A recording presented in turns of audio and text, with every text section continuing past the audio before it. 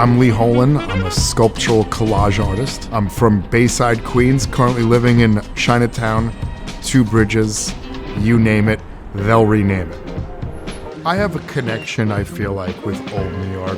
It had such a mystique to me because I lived more so in the suburb. My father owned a bar on the Lower East Side in the Seaport.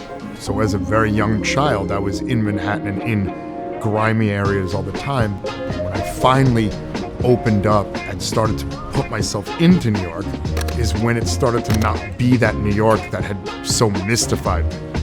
I like when things are dirty. I like when they're grungy. I like when they're crumpled. I like when they're shoved in a corner and stepped on and then brought back out, because to me that gives it life, depth, and reality. When I was working in paint and drawing and sculpture, I discovered the New York Academy of Art to learn at least the basics of how to do this academic art. When I graduated the academy, I was very lost because I was not very good at what they were teaching me. I was a lot better at these foundations. I was a lot better at this structure than I was when I went there, but I was nowhere near some of my peers. I had a friend of mine introduce me to street art. This was the early aughts, the early 2000s. Everyone who was doing it all kind of knew each other on this New York scene. I loved the fact that I could learn things about art that they didn't teach you in any school. How to use the environment of a street to put a piece out.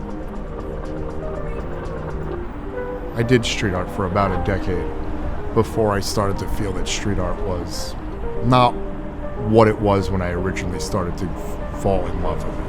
Advertisers and corporations were getting in and hip to how hot street art was becoming, and everywhere you went, there was a posting, an advertisement. Every time I tried to wheat paste a doorway, it was taken over just hours after I had put it up. I couldn't compete with a corporation. I'm one person with little to no money, and there they are, a multi-million, billion-dollar corporation, paying kids younger than me or kids like me to put up their advertisements. Rather than putting up their own work, they were putting up advertisements for giant corporations. Then out of anger and frustration, every time I saw corporate ads, I would just tear them down. I'm tearing your shit down. Slowly I started thinking maybe I'll just gather these pieces together and use them in the collages that at that time I had just been starting to think about doing.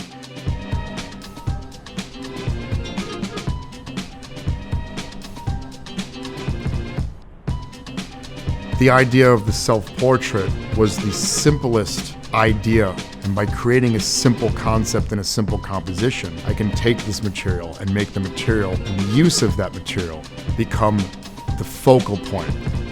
There are pieces of paper in the self-portrait, in all of my pieces, in my still life, in the portrait of my father, that work so well that they cover two different plane changes. Between the eyebrow and the brow ridge is only one piece of paper.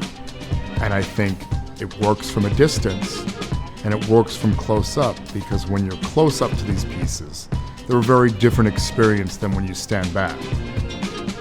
Whenever I come across something on the street, I'll pick it up.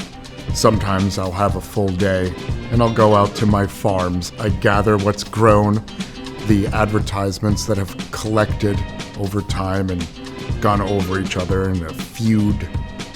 Being stuck using the colors of the pieces of paper, I find, can be very frustrating because it's hard to find the right values for certain parts, and it can create a disconnect from one plane to another plane change. However, that also is a part of the process, so that is part of what makes the piece what it is, because I have limitations that I need to try and overcome.